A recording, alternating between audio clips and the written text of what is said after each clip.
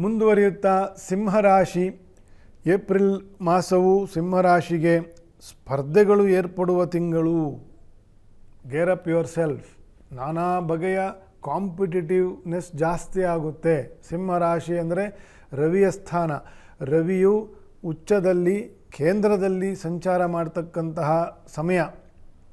ಅಧಿಕಾರಿ ವರ್ಗಗಳು, ಆರಕ್ಷಕ ವರ್ಗಗಳು, ಪೊಲೀಸ್ ಇಲಾಖೆ, ಆರ್ಮಿ, ಇದರಲ್ಲಿ ರಾಜಕೀಯದಲ್ಲಿ ದೊಡ್ಡ ದೊಡ್ಡ ಹುದ್ದೆಯಲ್ಲಿರ್ತಕ್ಕಂಥವರು, ದೊಡ್ಡ ದೊಡ್ಡ ಬಿಸ್ನೆಸ್ಸನ್ನು ಮಾಡ್ತಕ್ಕಂಥವರು, ದೊಡ್ಡ ದೊಡ್ಡ ಬಿಸ್ನೆಸ್ ಕೇಂದ್ರಗಳಲ್ಲಿ ಕೆಲಸ ಮಾಡ್ತಕ್ಕಂಥವರು, ಇವರೆಲ್ಲರಿಗೂ ಕೂಡ ಇದು ಕಾಂಪಿಟೇಟಿವ್ ತಿಂಗಳಾಗಿರುತ್ತೆ ಸಿಂಹರಾಶಿಯವರಿಗೆ.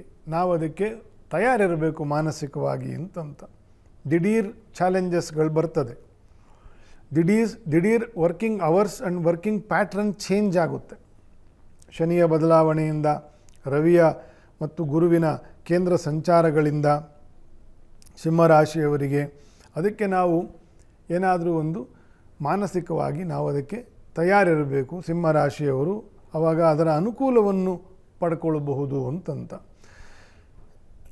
ತಾಳ್ಮೆ, ನಿಮ್ಮ ಅನುಭವ, ಇದೆರಡೂ ಕೂಡ ಕೆಲಸಕ್ಕೆ ಬರೋದು ಈ ಕಾಂಪಿಟೇಟಿವ್ನೆಸ್ಸಿಂದಲೇ.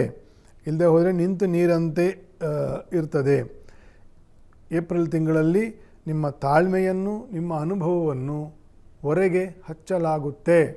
ಅದರಿಂದ ನೀವು ಎಷ್ಟು ಬೆಸ್ಟ್ ಅದನ್ನು ಉಪಯೋಗಿಸ್ಕೊಳ್ಬಹುದೋ ಮುಂದಿನ ತಿಂಗಳುಗಳಲ್ಲಿ ಅದರ ಫಲವನ್ನು ಪಡಿತೀರಿ.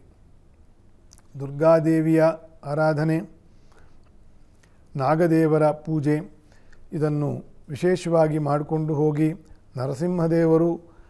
ದೇವರನ್ನು ಕೂಡ ಮಂಗಳವಾರದಂದು ವಿಶೇಷವಾಗಿ ದರ್ಶನ, ಸ್ತೋತ್ರ ಪಾರಾಯಣೆ, ನರಸಿಂಹ ನಾಮಜಪ, ಯಾವಾಗಲೂ ನರಸಿಂಹ ನಾಮಜಪ ಮಾಡ್ತಕ್ಕಂಥದ್ದು, ರಾಮಚಂದ್ರನ ನಾಮಜಪ ಮಾಡ್ತಕ್ಕಂಥದ್ದು ವಿಶೇಷವಾಗಿರ್ತಕ್ಕಂಥ ದೇವತಾ ಅನುಭೂತಿಗೆ ಕಾರಣವಾಗ್ತದೆ. ಗ್ರಹಾರಿಷ್ಟಗಳಿಗೆ ಕಾರಣವಾಗ್ತದೆ, ಅರಿಷ್ಟಗಳ ನಿವಾರಣೆಗೆ ಕಾರಣವಾಗ್ತದೆ.